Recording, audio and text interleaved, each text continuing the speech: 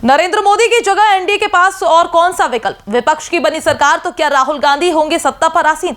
आखिर किन मुद्दों के भरोसे बीजेपी जीत सकती है चुनाव? राहुल की भारत जोड़ो यात्रा का क्या पड़ेगा प्रभाव 2024 पर?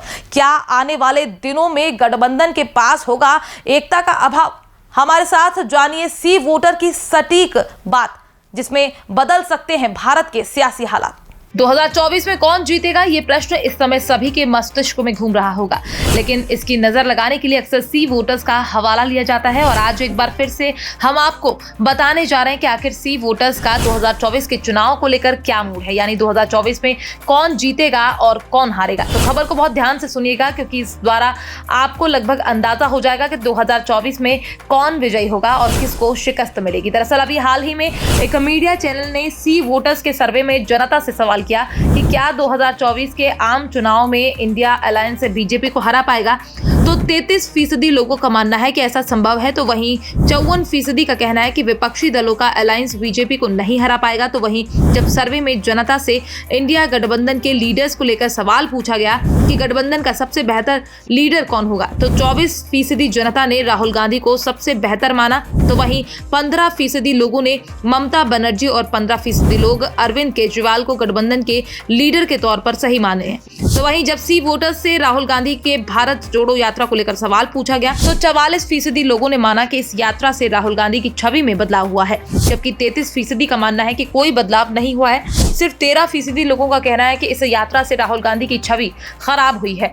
इतना ही नहीं, जब सी वोटर्स से विपक्ष की भूमिका में कांग्रेस को लेकर सवाल किया गया, तो 43% लोगों का मानना है कि कांग्रेस ने अच्छा किया, जबकि 17% लोगों का कांग्रेस का काम उन्हें औसत लगा। तो वहीं 32% लोगों को कांग्रेस का काम ठीक नहीं लगा। वहीं जब सी वोटर्स के सर्वे में जनता से पूछा गया कि एनडीए सरकार की सबसे बड़ी उपलब्धि क्या है, इसके जवाब में 21% लोगों ने कोरोना काल में काम को सबसे बड़ी उपलब्धि माना, जबकि 13% लोग करप्शन पर लगाम को लेकर सबसे बड़ी उपलब्धि मान रहे हैं। जम्मू कश्मीर से आर्टिकल 370 हटाने को लेकर 12% लोग सबसे बड़ी उपलब्धि मानते हैं। इतना ही नहीं, जब सी वोटर्स से एनडीए की नाकामी के बारे में पूछा गया, तो 25% लोगों ने महंगाई को सबसे बड़ी नाकामी बताया, जबकि 17% लोग बेरोजगारी को सबसे बड़ी नाकामी बता रहे हैं। सिर्फ 12% लोग इकोनॉमिक ग्रोथ को सरकार की सबसे बड़ी नाकामी बता रहे हैं। जब सर्वे में जनता से पूछा गया कि 2024 आम चुनाव में बीजेपी को जनता वोट क्यों देगी, तो 44% जनता ने कहा कि पीएम मोदी की वजह से बीजेपी को वोट देंगे। तो वहीं इसको लेकर 22% जनता ने विकास की वजह से